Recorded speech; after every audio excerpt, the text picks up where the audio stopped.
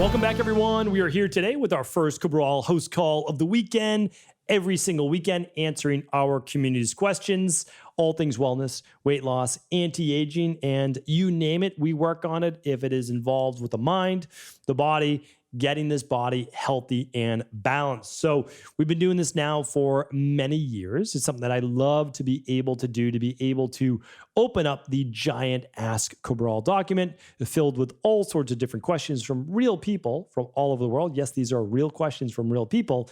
And I simply give you the answer to the best of my ability, drawing from all the different disciplines that I've studied, whether it be functional medicine, naturopathic medicine, Ayurvedic medicine, bioregulatory medicine, what else do we have? Eastern-based philosophy, and so much more. So let's get started. So what I do is I just open up the document. There's no prep work ahead of time. And as I said, what I believe is the best next step for you is what I give you, but I'm not here to provide any medical advice, any medical treatment plans, or as they say, cures, right? So Andrea is up first, and let's see what Andrea says. I had a question for you based on the health plan you provided me back on 4/7. After completing my metals test, before I could follow out this plan of metal detox, I had lots of abnormal symptoms begin, so I saw a functional medicine doctor. She performed multiple additional tests, and long story short, I was recently diagnosed with SIBO, colon bacterial overgrowth, E. coli, low secretory IgA, chronic urinary tract infections, and inflammation elevated CRP. So in addition to the supplements I normally take, I am now also taking the supplements and herbs attached for 3 months. Then plan to get complete general detox and metal detox. The problem is that we are trying to get pregnant as soon as we are able to after this 3-month SIBO treatment plan. So in order to also complete a detox and metals detox, I was curious if I'd be able to complete Dr. Cabral's general and metals detox while I'm taking the attached supplements. Or must I wait? I'm not done with these before I start the detoxes. I noticed the metal detox is 6 weeks and wasn't sure if there's a shorter version of this too. All right, I get it, Andrea. What I can say is that I know for sure that I personally did not provide you with any health plan on 4/7. So it may have been another Dr. Stephen Cabral, but I know that wasn't me. But all kidding aside, what I can do is I can help you navigate this, not a problem at all. So because the thing is too, this is the predominant thing that we test for. So we test for parasites and H. pylori and SIBO and Candida, right? So these are all things that we would typically do. But again, as I always say, you don't have to work with us. You can also work with any integrative health practitioner, functional medicine doctor, if they specialize in this, et cetera. So I'm glad that you found what you found. Typically, we would begin to implement what's called the CBO protocol. So CBO protocol by Equilife, and for all this additional overgrowth, we would definitely add the citracidal drops. If there was no parasites, we would skip the parasite protocol. If there was no H. pylori, we'd skip that protocol, right? So good. So you're doing some type of CBO protocol. Fantastic. Okay. I hope that it's working and you're good to go. Now you're asking, can you do a functional medicine detox? I assume that that's what you're asking. 7, 14, or 21 days during that CBO protocol. If it's our CBO protocol or like it, the answer is yes from me. Okay.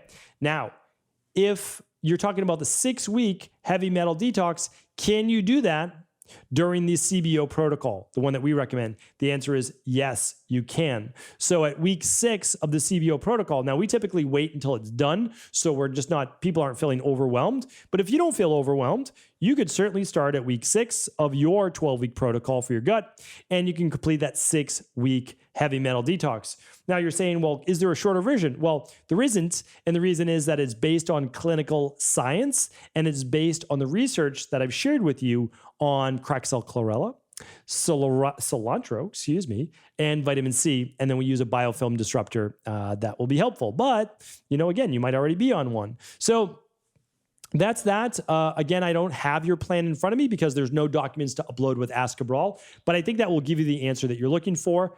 And yeah, these are all great things to do before getting pregnant. So again, I commend you. I think you're doing a phenomenal job, and I'm happy that you're doing this before getting pregnant. So good job. All right, Katie's up next. Hi, Dr. Cabral. What can you share about Vasomotor Rhinitis. My allergy doctor believes I have it as my normal allergy symptoms have gotten so much better after many protocols, but I still suffer from the odd symptom, the feeling that my nostrils are inflamed and small, making it hard to get air in through my nose. I frequently end up taking sharp sniffs to get enough air through my nose. There are no other symptoms of this aside from the occasional throat and chest pain from being so tense trying to get air in. What can I do to overcome this naturally? Thank you for all you do. Okay.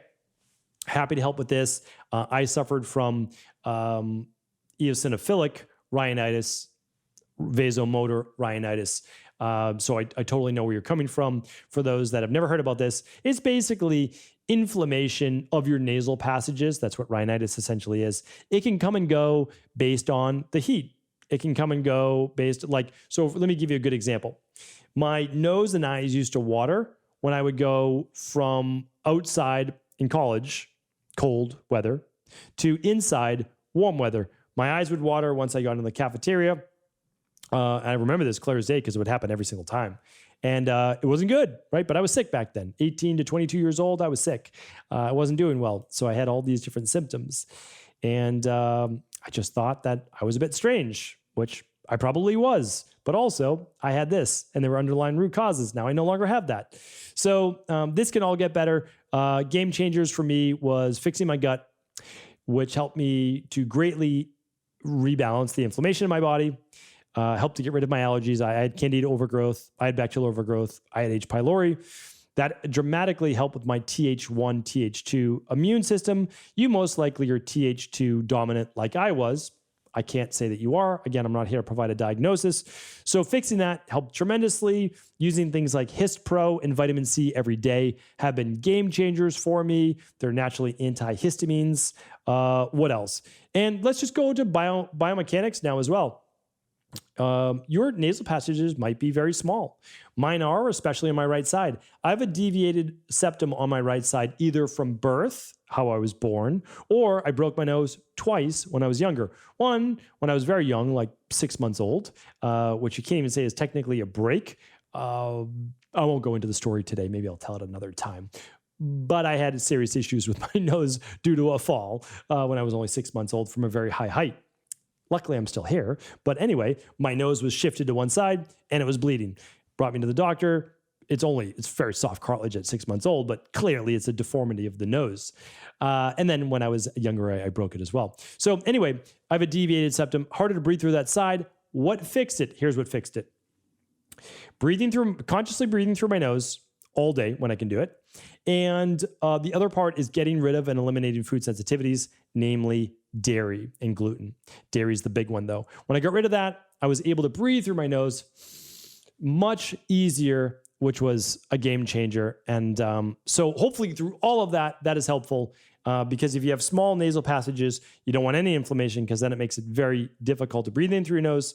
Part of it could be sympathetic nervous system dominance. The last resort for people, if you're just born with really small nasal passages, they do have nasal passage widening surgery.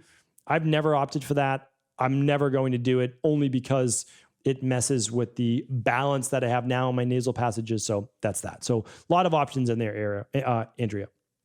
Okay, Katie's up next. Hi, Dr. Cabral. Sorry. I just answered Katie's. All right. Jesse's up next. Hi, thank you for all you do. I'm new to the podcast. I had one issue. I'm not 100% sure you answered it already. I tried to look it up on a past podcast, but wasn't able to find anything. So my question is, one, I think every night or a lot of nights, I wake up with a tight jaw. I once woke up at 3 a.m. and noticed my jaw clenched. I'm not sure why, or even if it's a health issue or mental. Okay, so let's stop there. Jesse, I think you've written in multiple times. I just want everyone to know within the last few weeks. So I just want everyone to know we're about 6 weeks to 7 weeks delayed in answering your question. And not for lack of trying, we just get a lot of questions and we answer 6 on Saturday and we answer 6 on Sunday. So Jesse, let me get you the podcast. We just answered that on. So if we go to stevencabral.com/podcasts, it's going to be called Lockjaw. It'll be right in the temple. The title. I've been speaking a lot today. So let's find it for you. Oh, there it is right there. $20.95. All right. So Jesse, your first question is answered at stephencabral.com/2095 for tension in the jaw. All right. But the second question is this. Ever since I can remember, I've always only had one nostril working. Sometimes it switches. Mostly is my right nostril that gets stuffed or can't breathe through it.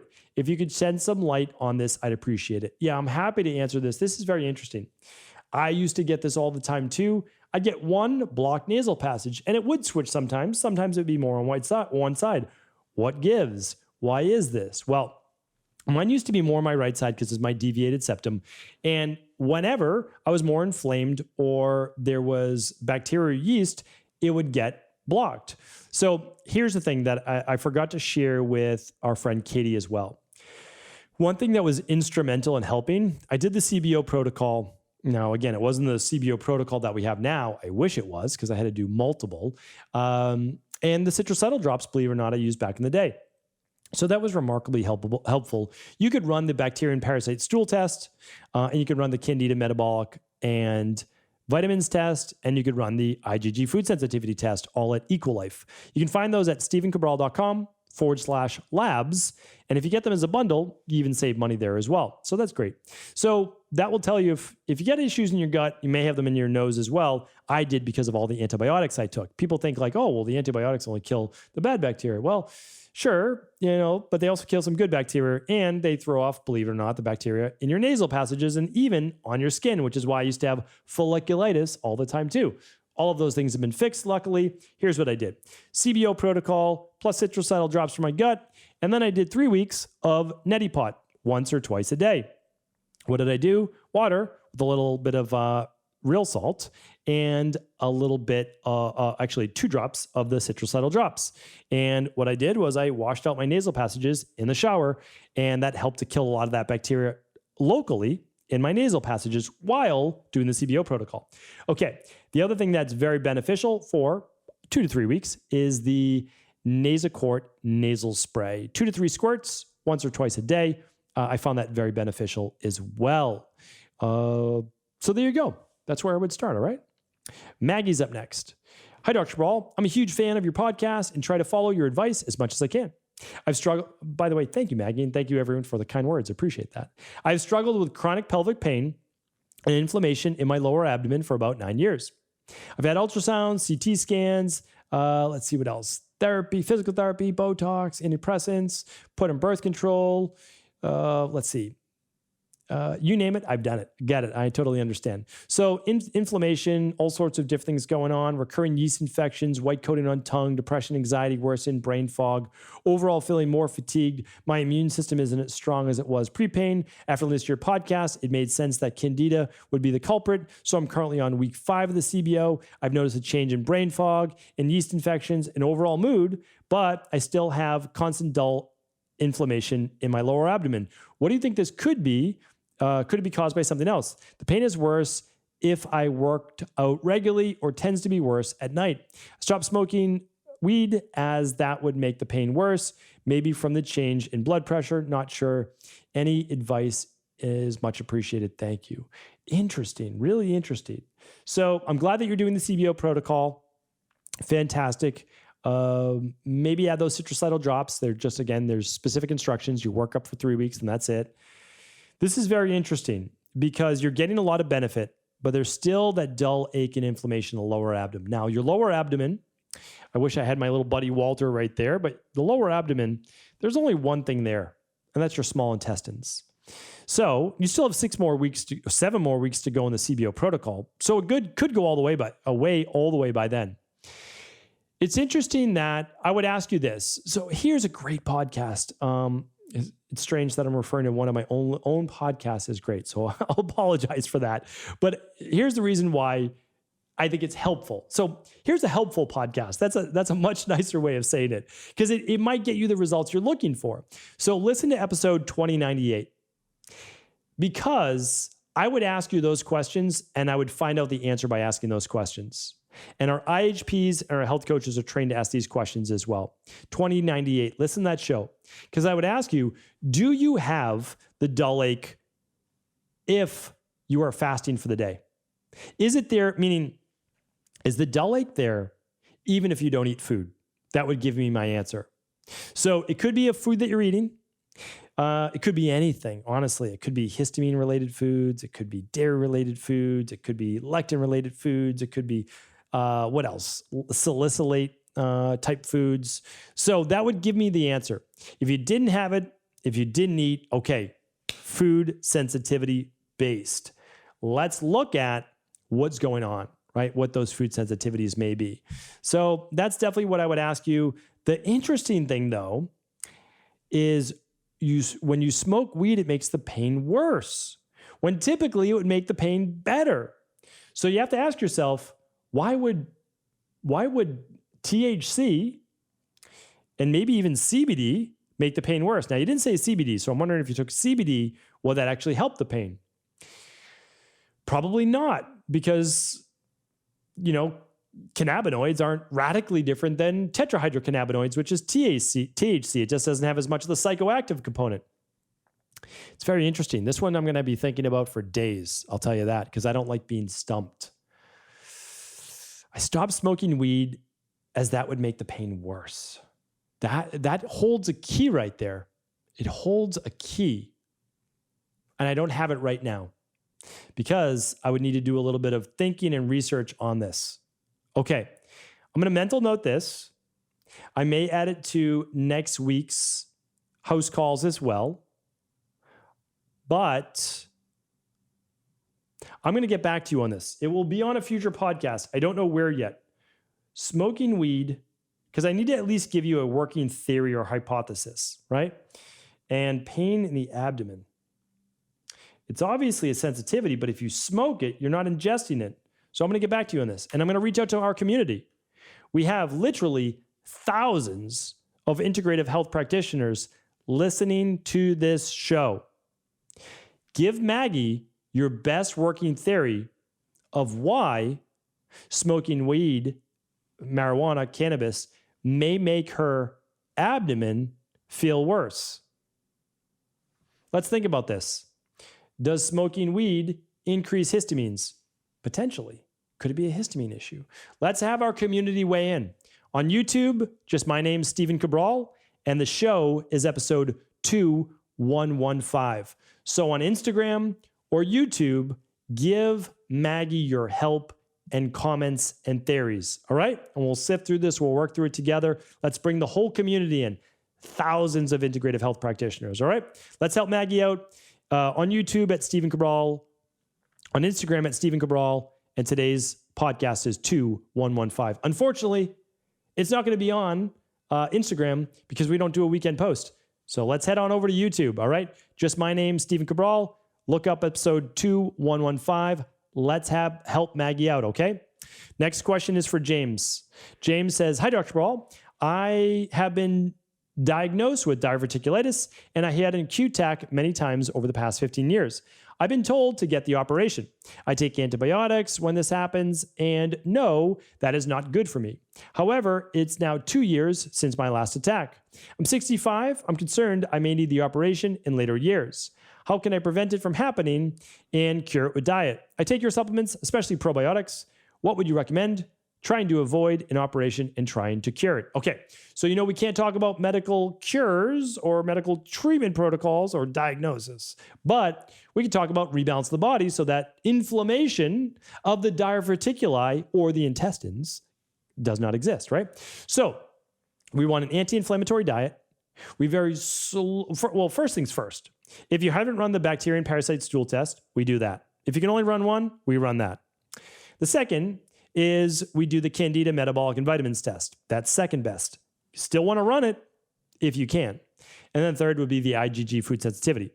Our job is to decrease inflammation in that 26 feet of digestive tract as fast and easily as humanly possible.